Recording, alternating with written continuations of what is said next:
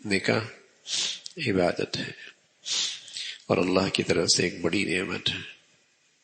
دین اور دنیا کے دونوں کام اس سے درست ہو جاتے ہیں. نکاح شادی عبادت ہے، نماز بھی عبادت ہے. اگر دوران نماز اگر آپ موسیقی سنیں گے، بتائیے نماز درست ہو جائے گی؟ نماز عبادت رہے گی؟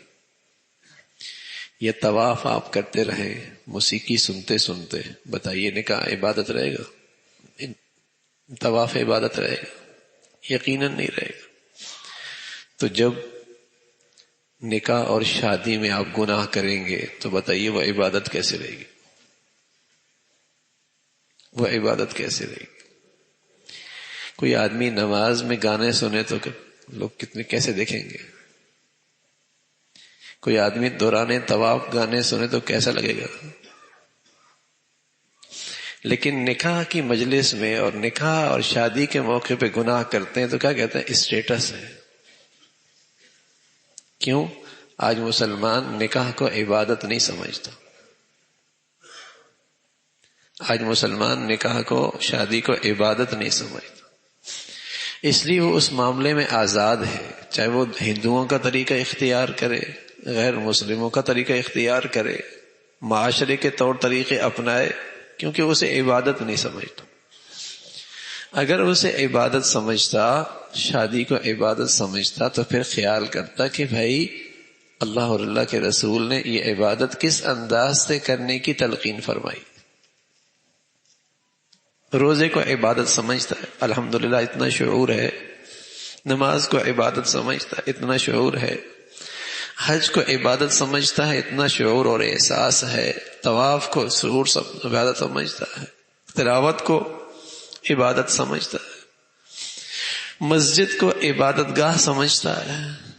لیکن شادی بیاہ کو مسلمان آج عبادت نہیں سمجھتا. وہ سمجھتا ہے اس کو جیسے مرضی کرنا ہے. تو نکاح تو ہو جائے گا بھائی، لیکن عبادت کے بغیر ہوگا، پھر برکتیں نہیں ہوں گی. تو نکاح ایک نعمت ہے، ایک عبادت ہے، اور ایسی بڑھیا عبادت ہے سبحان اللہ کہ آدمی اگر تلاوت شروع کرے اور زبان نہ رکی تو تلاوت کی عبادت ختم. نماز پڑھی، ہم نے سلام پھیرا، نماز کی عبادت ختم. روزہ رکھا، افطاری روزی کی عبادت ختم. حج کیا، احرام اتارا، احرام اتارنے کے بعد حج کی عبادت ختم. لیکن نکاح ایسی عبادت ہے جب تک میاں بیوی محبت سے رہتے ہیں مسلسل عبادت میں رہتے ہیں. لیکن آج مسلمان اسی عبادت کو خراب کر دیتا ہے. مادر پدر آزاد ماحول ہے، جیسے مرضی کر لو.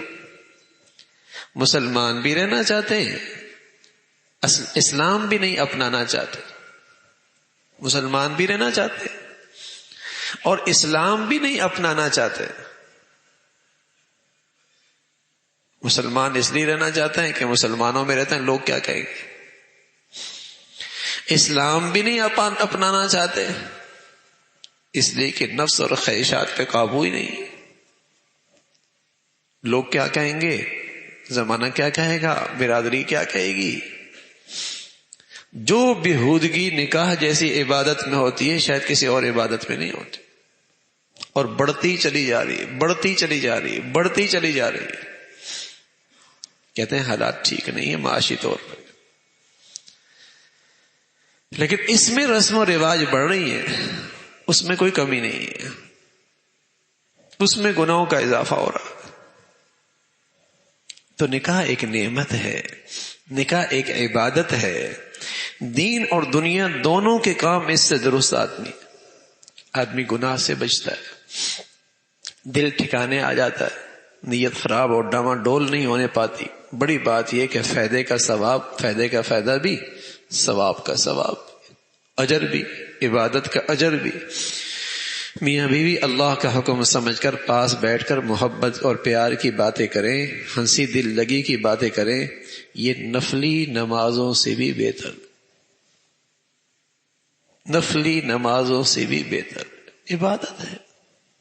یہ تعلق عبادت ہے، یہ محبت عبادت ہے.